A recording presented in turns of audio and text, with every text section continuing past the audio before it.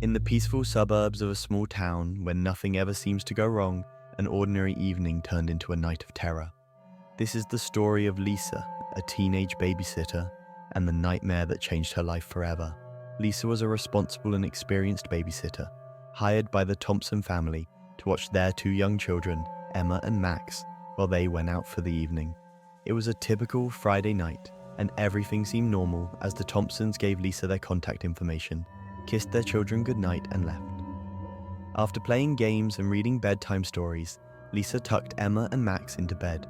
With the house now quiet, she settled down on the couch to watch TV. Suddenly, the phone rang. "Is everything okay with the children?" a man's voice asked.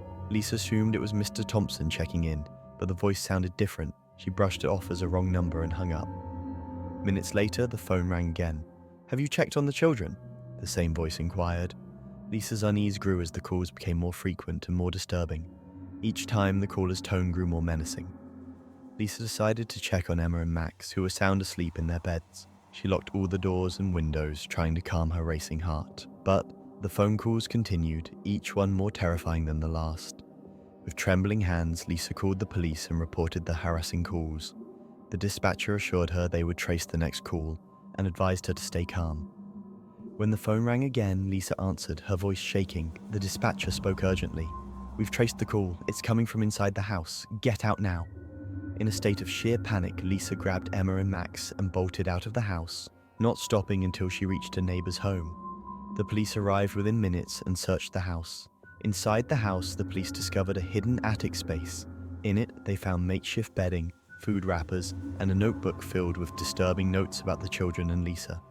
The intruder had been watching them the entire time. The Thompson family was horrified to learn how close they had come to a tragic event. Lisa, though deeply traumatized, was hailed as a hero for her quick thinking and bravery. The intruder was never caught, leaving a lingering sense of dread in the community.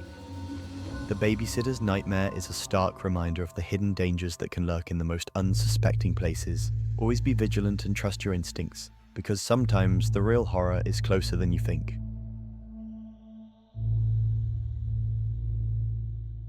It was Christmas Eve, 1945, in a small town in West Virginia. The night was supposed to be filled with joy and laughter, but instead, it became the setting for one of the most chilling unsolved mysteries in American history. This is the story of the vanishing Sodder children. The Sodder family, headed by George and Jenny, was large and lively, with 9 children living under their roof. On that fateful night, the family gathered to celebrate Christmas. The stockings were hung, presents were placed under the tree, and the children were filled with the excitement of the season. Little did they know, this night would mark the end of their normal lives. At around 1 a.m., a fire broke out in the Sodder home.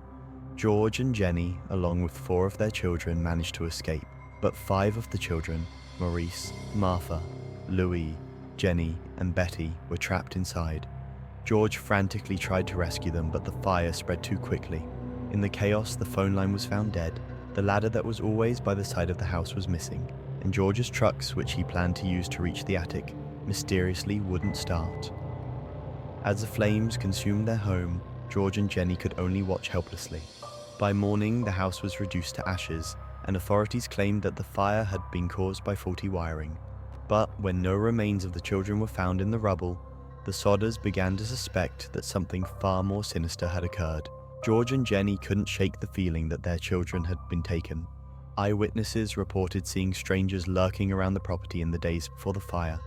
A woman claimed to have seen the missing children in a car as the fire burned. Another witness, a woman working at a tourist stop 50 miles away, said she saw the children the morning after the fire.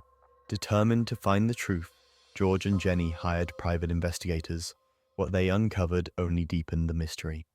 The missing ladder was found at the bottom of an embankment.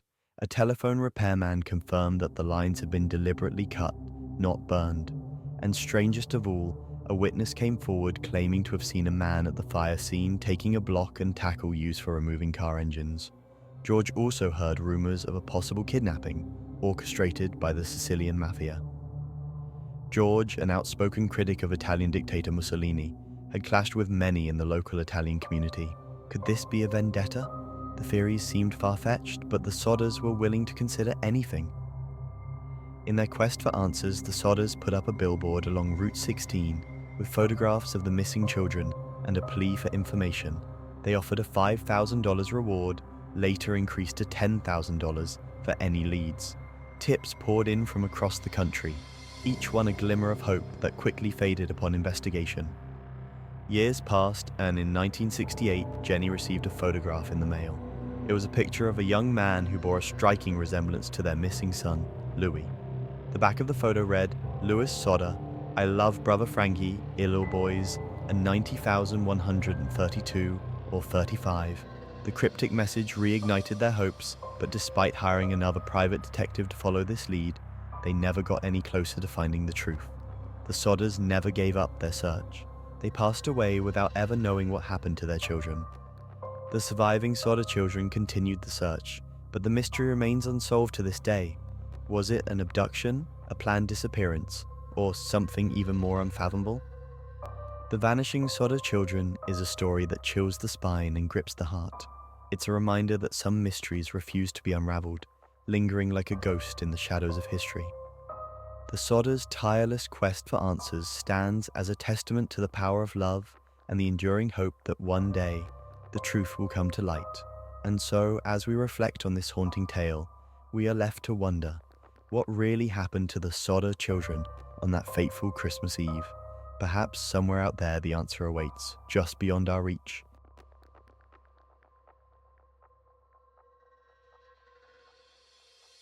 If these stories sent chills down your spine, don't forget to like, share, and subscribe for more real-life horror tales. And remember, always stay safe and stay vigilant.